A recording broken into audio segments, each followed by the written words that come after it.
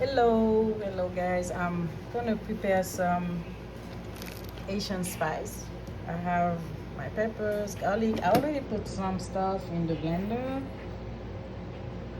but look, I'm gonna use this. This is I planted this, and I'm gonna use it in my spice. This is the Cuban oregano. No, we call it gratin in Haiti. I'm gonna add this too. Jamaican pepper, and this is a gratin. I'm gonna blend it with everything.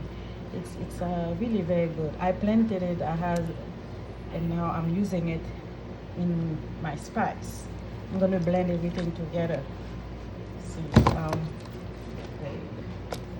we have red onions, peppers. We have garlic. We have white onions because I already put some in the blender, some garlic in the blender. So I'm gonna add celery, green onions, and this. I wanted to show you this. This is the oregano. We call it gratin.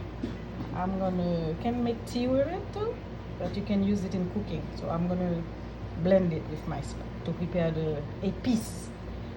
Thank you. The epis, you can use it to season, your meat, to prepare your rice. It's very good.